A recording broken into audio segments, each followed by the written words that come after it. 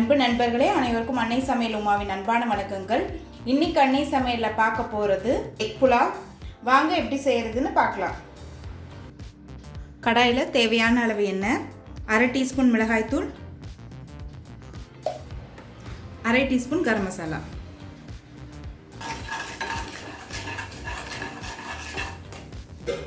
அடுத்து வேக வச்ச முட்டையை சேர்த்துக்கலாங்க. முட்டையை அங்கங்கே கீறி போட்டுக்கோங்க.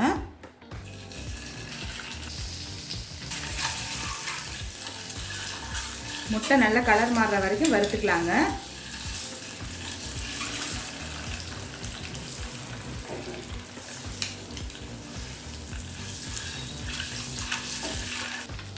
முட்டையை நல்லா வறுத்தாச்சு. இப்போ இதை எடுத்து தனியாக வச்சிடலாம். 1 டேபிள் ஸ்பூன் நெய் சேர்த்துக்கலாம். முதல்ல 2 பட்டை, 2 கிராம்பு, 1 ஏலக்காய், 2 பிரியாணி இலை,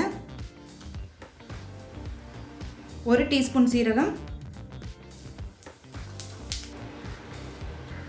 அடுத்தது கொஞ்சம் முந்திரி நீங்கள் விருப்பப்பட்டால் சேர்த்துக்கலாம். அடுத்து நீளமாக நறுக்குன ஒரு வெங்காயத்தை சேர்த்துக்கலாம்.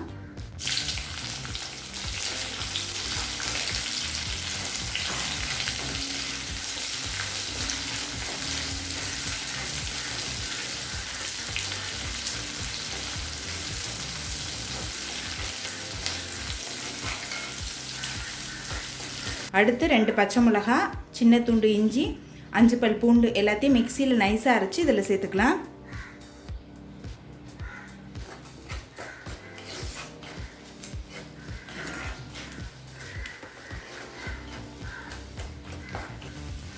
இப்போ பச்சை வாசனை போக எல்லாத்தையும் நல்லா வதக்கியாச்சு. அடுத்தது ஒரு தக்காளி சேர்த்துக்கலாம்.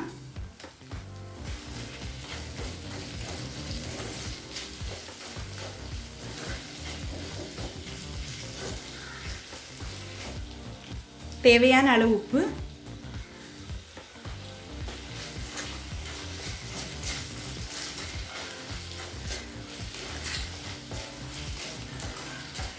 அடுத்து 2 டீஸ்பூன் மிளகாய்த்தூள்,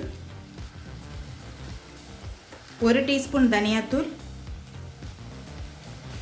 1 டீஸ்பூன் கரம் மசாலா.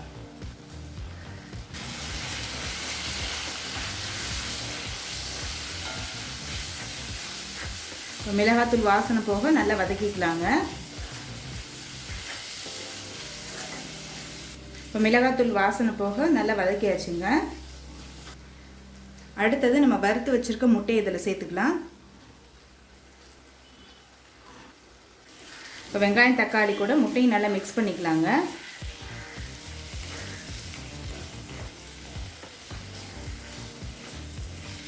அடுத்து நம்ம சாதத்தை சேர்த்துக்கலாம்.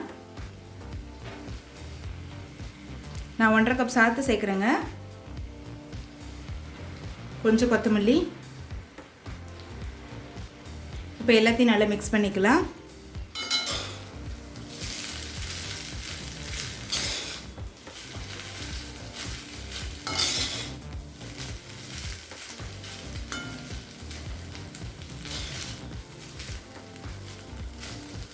இப்போ எல்லாத்தையும் நல்லா மிக்ஸ் பண்ணியாச்சு. முட்டை புலாவ் ரெடி ஆகிடுச்சு. நம்ம சர்வ் பண்ணிடலாம். இப்போ சுவையான எக் புலாவ் ரெடி ஆகிடுச்சு. ரெசிபியை ட்ரை பண்ணி பாருங்கள். கண்டிப்பாக உங்களுக்கே பிடிக்கும். ரெசிபி பிடிச்சிருந்ததுன்னா வீடியோவை லைக் பண்ணுங்கள், கமெண்ட் பண்ணுங்கள், ஷேர் பண்ணுங்கள். இது வரைக்கும் அன்னை சமையல் சேனலை சப்ஸ்கிரைப் பண்ணலைன்னா சப்ஸ்கிரைப் பண்ணுங்கள். தேங்க்யூ.